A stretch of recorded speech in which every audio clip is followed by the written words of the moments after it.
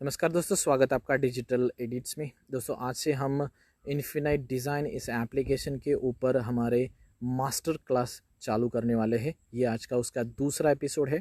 पहले एपिसोड में मैंने आपको इन्फिनाइट डिज़ाइन और इन्फिनाइट पेंटर इन दोनों एप्लीकेशन को एक दूसरे के साथ कंपेयर किया था। आप चाहे तो उस वीडियो को ज़रूर देख सकते हैं। ऊपर आई बटन पे आपको उसकी लिंक मिल जाएगी। और आज के इस वीडियो में हम लोग इन्फिनाइट डिज़ाइन इस एप्लीकेशन का कंप्लीट इंटरफेस देखेंगे। उसके क्या क्या फीचर्स है उस बारे में हम लोग जान लेते हैं। तो चलिए स्टार्ट करते हैं।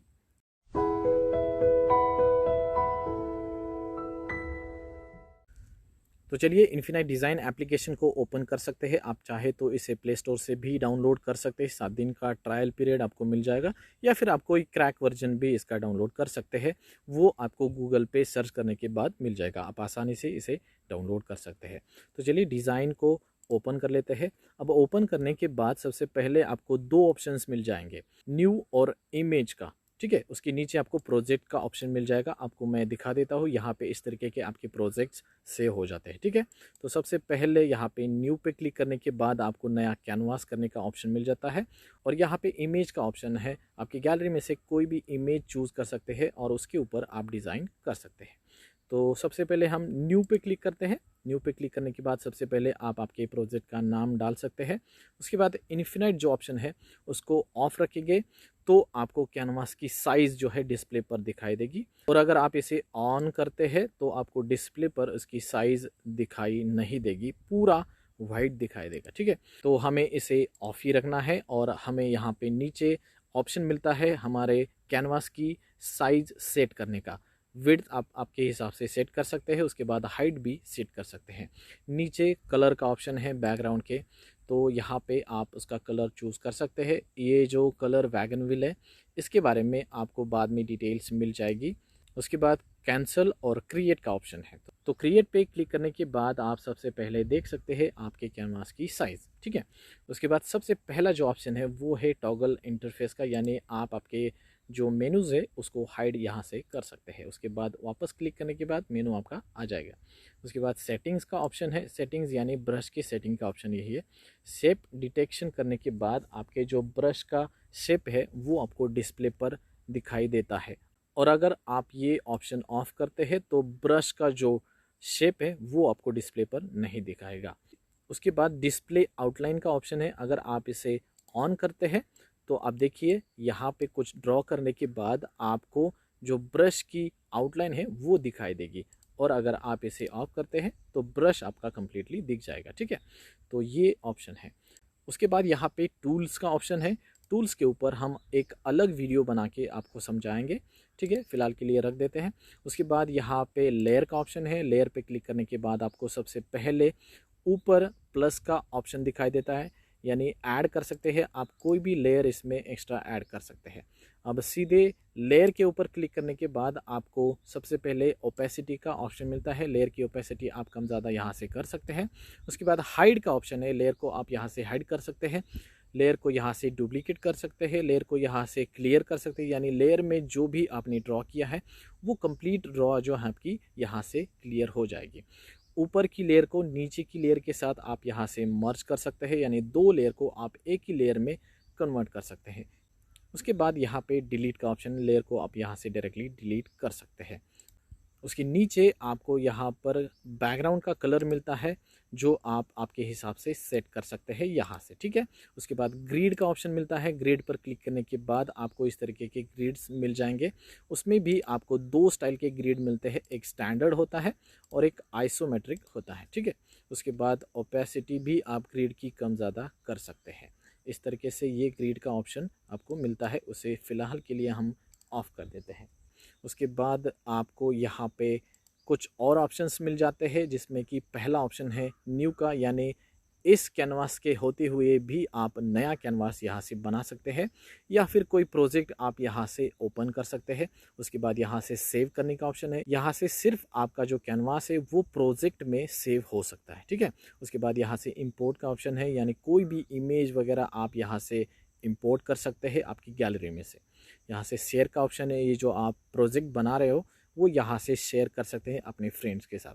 ठीक है। उसके बाद यहाँ से एक्सपोर्ट का ऑप्शन है, ये सबसे इम्पोर्टेंट ऑप्शन है। एक्सपोर्ट पर क्लिक करने के बाद सबसे पहला ऑप्शन है नेम का, आपके प्रोजेक्ट का नेम आप यहाँ से फाइनलाइज कर सकते हैं। उसके बाद फॉर्मेट यहाँ से चेंज कर सकते हैं। आप देख सकते हैं JPG, PNG और SVG तीनों फॉर्मेट आपको यहाँ से मिल जाते हैं।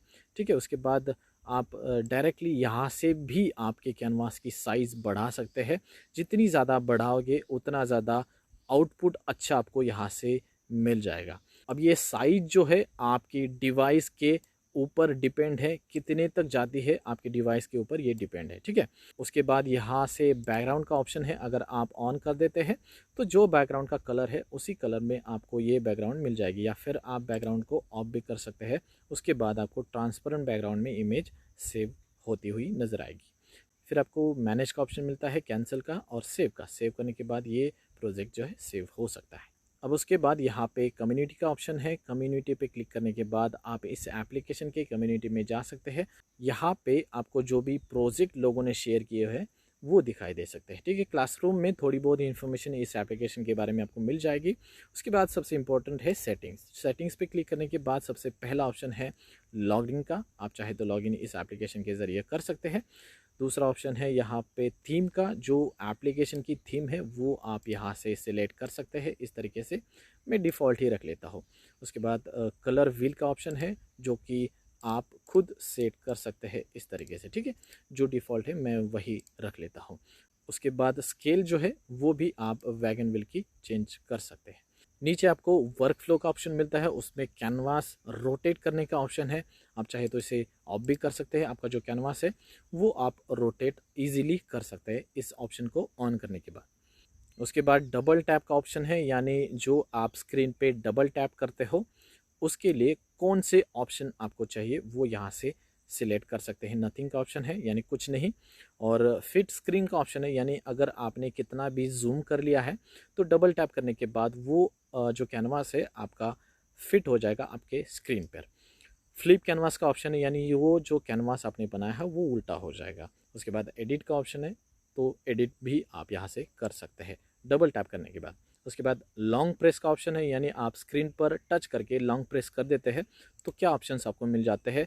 नथिंग का ऑप्शन है, आई ड्रॉपर का ऑप्शन है, उसके बाद फिट स्क्रीन का, फ्लिप कैनवास का और एडिट का, ये सारे ऑप्शंस इसमें भी है। उसके बाद हार्डवेयर का ऑप्शन है, यानी आपके मोबाइल में जो भी वॉल्यूम कीज़ है उसके ऊपर क्लिक करने के बाद आपको कौन से ऑप्शन चाहिए वो आप यहाँ से सिलेक्ट कर सकते हैं। अंडू रीडू का ऑप्शन है, नेविगेट लेयर्स का ऑप्शन है, उसके बाद चेंज साइज़ का ऑप्शन है, चेंज ओपेसिटी का ऑप्शन है, वो आप आपके हिसाब से सेट कर सकते हैं। उसके बाद डिसेबल बैक का ऑप्शन है, अगर आप इस ऑप्शन को ऑन कर देते हैं तो आपने जो ड्रॉ किया है वो बैक नहीं हो सकता, लेकिन हमें ये ऑप्शन ऑन नहीं करना है क्योंकि ड्रॉ करते समय हमारी गलतियाँ हो जाती है, तो हमें बैक की ज़रूरत है। ठीक है। और उसके बाद यहाँ पे अबाउट सेक्शन है, वो आप चेक कर सकते हैं, उसमें कोई खास नहीं है। ठीक है। बैक आते हैं। उसके बाद यहाँ पे आपके सबसे मेन टूल बार है, उसको यहाँ पे सिलेक्ट करके आप किसी भी पोजीशन पर सेट कर सकते हैं इस तरीके से। उसके ऊपर टच करके होल्ड करके आप किसी भी जगह पे आप इसे सेट कर सकते हैं। ठीक है। ये मेरी फेवरेट पोजीशन है तो मैं यहाँ पे इसे सेट करता हूँ, आप आपके हिसाब से सेट कर लेना। उसके बाद सबसे पहला ऑप्शन है ड्रॉ का, यानी जो ब्रशेस है वो आपको यहाँ पे मिल जाएंगे। इसके ऊपर हम सेपरेट वीडियो बनाएंगे, उसके बाद आपको सारी डिटेल्स उस वीडियो में मालूम हो जाएगी। उसके बाद है सिलेक्शन का ऑप्शन। सिलेक्शन के ऑप्शन पर भी हम एक सेपरेट वीडियो बनाएंगे क्योंकि ये भी एक इम्पॉर्टेंट फीचर है इस एप्लीकेशन का। उसके बाद इरेजर का ऑप्शन है, इसके ऊपर क्लिक करने के बाद आपको वही ब्रशेस मिल जाते हैं, लेकिन यहाँ पे आप सिर्फ इरेज कर सकते हैं, ड्रॉ नहीं कर सकते। ठीक है। उसके बाद यहाँ पे साइज़ का ऑप्शन है, ब्रश की साइज़ आप यहाँ पे कम ज़्यादा कर सकते हैं। उसके नीचे आपको है कलर का ऑप्शन, आप यहाँ से कलर चूज़ कर सकते हैं। फिर है ओपेसिटी का ऑप्शन, यानी जो ब्रश की ओपेसिटी है वो आप यहाँ से कम ज़्यादा कर सकते हैं। उसके नीचे आपको यहाँ पर बैक का ऑप्शन मिलता है और ये फॉरवर्ड का ऑप्शन मिलता है। तो ये सब है इस एप्लीकेशन के मेन फीचर्स। अब इसमें बस टूल के ऑप्शन, ब्रश का ऑप्शन और सिलेक्शन का ऑप्शन, यही 3 वीडियो आगे आने वाले हैं जो कि इम्पॉर्टेंट है। उसके बाद इस एप्लीकेशन के ऊपर हम डायरेक्टली हमारे कोचिंग क्लासेस स्टार्ट करेंगे। तो सबसे इम्पोर्टेंट वीडियोस है आगे आने वाले, उसके लिए चैनल को सब्सक्राइब करना ज़रूरी है और साथ में आई बेल आइकन को दबाकर ऑल पे क्लिक कीजिए ताकि जब भी वो वीडियोस अपलोड हो जाएंगे उसकी नोटिफिकेशन आपको सबसे पहले आपके मोबाइल पे मिल जाएगी। Thanks for watching.